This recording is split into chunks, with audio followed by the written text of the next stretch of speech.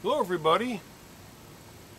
Good time for a 30-day update since it's been 30 days. We'll go ahead and I'm getting eaten up. I converted part of the lawn into a garden. Don't have to mow it and you can eat it. What a concept. Got a beautiful morning, perfect time for an update.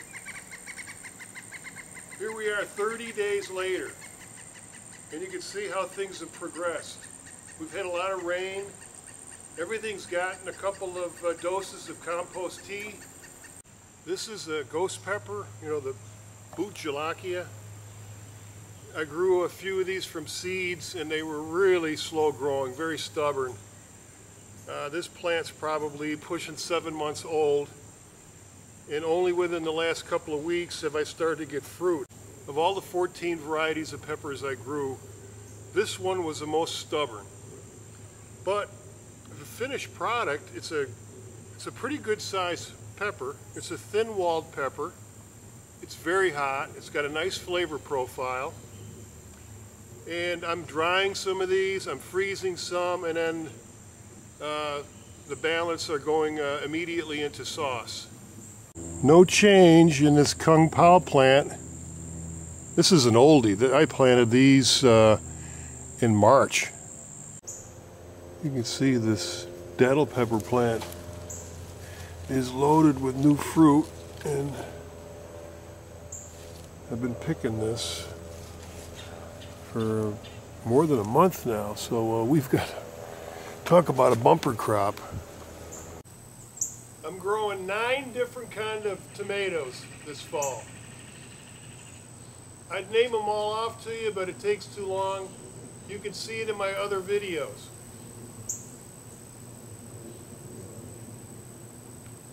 If I get some big winners, I'll let you know.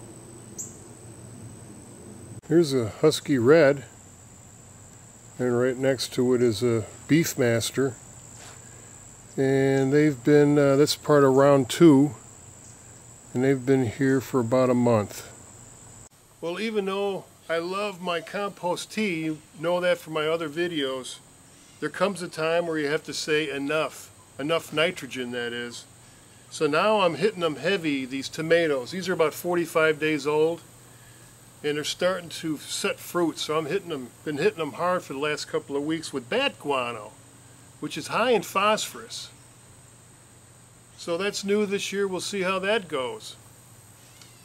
I got some lettuce seeds planted. I got them as a free gift.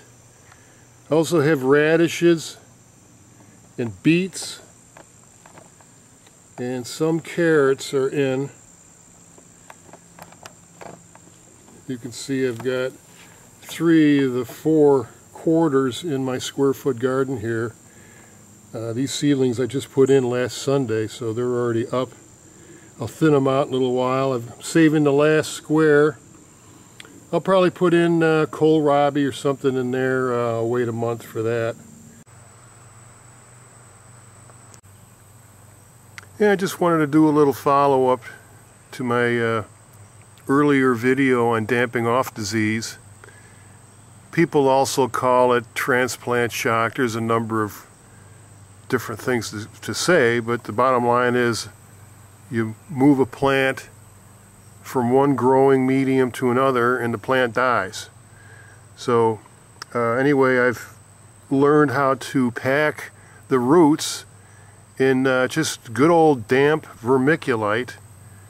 Here's an eggplant I just did a few days ago, and it's taking very nicely. Jimmy Nardello Italian pepper. And plant is, I had just a few of them this year. This plant's it's over 6 months old. It never did grow much taller than right here. And it just produced a few odd-shaped fruits, and that's about that.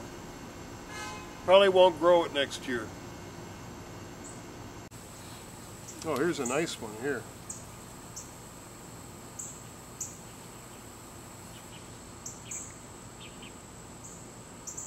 This is the Thai long green eggplant. Oh, this eggplant's been in the ground for probably about 100 days, I'd say. And it's been producing now for the last 2 weeks. I got my market more and my white cucumbers planted over here. This is a white cuke. You probably saw me put the seeds in and give them some compost tea in an earlier video. Looks like Carvel ice cream. It's a moonflower getting ready to open up. Moonflower. I planted this okra about 110 days ago. And for the last 30 days, it's been giving us a nice little harvest.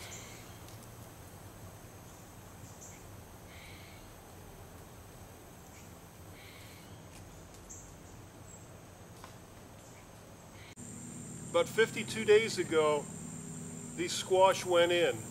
I've got marrow squash, zucchini, yellow squash, Lebanese squash, and Cocozelle squash. Of my 9 varieties of tomatoes I'm growing this fall, most of them are indeterminate. This is one of the few exceptions. This is a Floridade. I'm trying it new this year. It's a beefsteak tomato that's a determinate. And it's kind of unusual because it's suitable for Florida weather. So I'm kind of excited to see how it turns out. You can see this green tomatillo is doing pretty well. Already got some husks forming. First time growing this Chinese lantern plant. I think it's related to the tomatillo. You know, it's a husk. It has a husk and it has a stone inside that's edible. So that intrigued me enough to want to try to grow it.